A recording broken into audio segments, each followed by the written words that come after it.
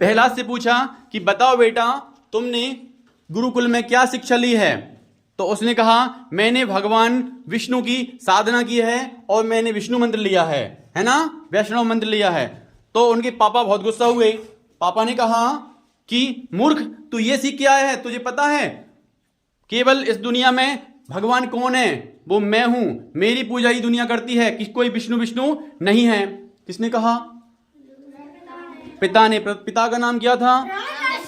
हिरण्यकश्यप नाम था। तो हिरण्यकश्यप ने ऐसा कहा और बेटे को गोदी से नीचे फेंक दिया जमीन पे। बेटा रोने लगा। बेटा रोने लगा। बेटा का नाम क्या था? क्या नाम था? प्रहलाद। हाँ, प्रहलाद रोने लगा और रोते रोते उठा और कहने लगा, दैत्यराज, आज से तुम मेरे पिता नहीं हो। तुमने मेरे इष्ट का अपमान किया है और मेरा अपमान किया है। मैं अपना अपमान सह सकता हूं लेकिन अपने भगवान का अपमान नहीं सह सकता। उसने अपना पिता कहने से उसे मना कर दिया कि अब तुम हमारे पिता नहीं हो। तो दैत्यराज को गुस्सा आ गया। दैत्यराज का क्या नाम था? क्या नाम था दैत्य का? हिरण्यकश्यप। हिरण्यकश्यप को गुस्सा आ गया। हिरण्यकश्यप ने कहा, इस मूर्ख को जाओ और पहाड़ से नीचे फेंक दो। तो उसके सैनिक उसको ले गए। कहां ले गए? पहाड़ पे।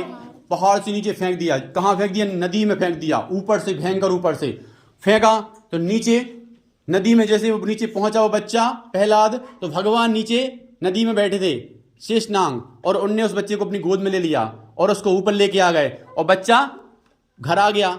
जैसे घर आया तो देखा ये तो मूर्ख फिर से वापस मतलब जिंदा बच गया। तो उन्होंने कहा, जाओ इसको गर्म पानी में उबाल दो। क्या कहा? गर्म पानी में उबाल दो इस बच्चे को।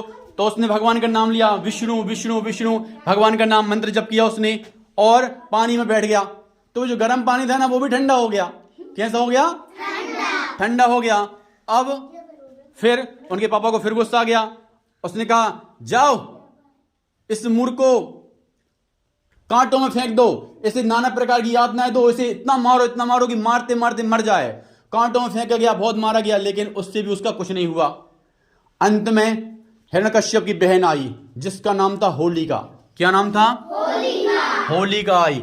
होलिका ने कहा, भैया तुम चिंता मत करो, मुझे ब्रह्मा जी से वरदान प्राप्त है, मैं इस बच्चे को जला दूंगी। मैं इस बच्चे को जला, मुझे कोई भी अग्नि मुझे जला नहीं सकती। ऐसा वरदान मुझे ब्रह्मा जी से मिला है, मुझे अग्नि नहीं जला सकती। मैं अग्नि के साथ बैठूंगी और इस बच्चे को गोद में लेके बैठ जाऊंगी तो ये बच्चा जल जाएगा और मुझे कुछ नहीं होगा।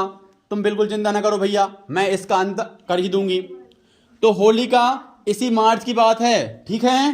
ये मार्च आने वाला है, होली आने वाली है। तो होलिका ने उस बच्चे को गोद में लिया। किसको लिया गोद में? किसको?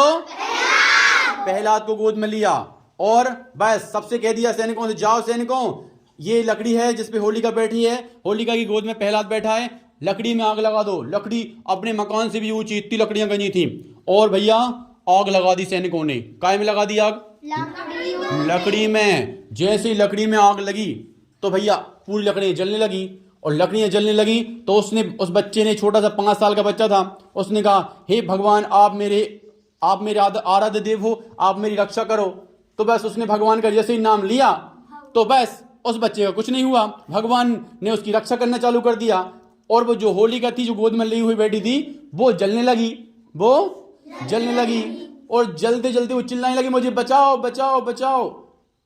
और जलते जलते और लकड़ियों के साथ होलिका भी जल गई और जल के राख हो गई। समझ गए? हाँ। और प्रहलाद का कुछ नहीं हुआ। जब से लेके आज तक होली का दहन मनाते हैं। समझ गए? हाँ। तो होली का दहन क्यों मनाते हैं? क्योंकि उस दिन अधर्म की हार हुई थी और धर्म की जीत हुई थी। समझ गए? हमें इस कहानी से क्या शिक्षा मिलती है? अधर्म का साथ नहीं देना चाहिए। वेरी गुड, क्लैपिंग, बहुत बढ़िया। हमें अधर्म का साथ नहीं देना चाहिए। और क्या शिक्षा मिलती है? हाँ, सच का साथ देना चाहिए। हाँ। और बताओ, कोई क्या शिक्षा मिलती? सर, भगवान का जाप करना चाहिए। हाँ। और बताओ भाई, भगवान का जाप करना चाहिए। अरे हल्ला नहीं मचाओ।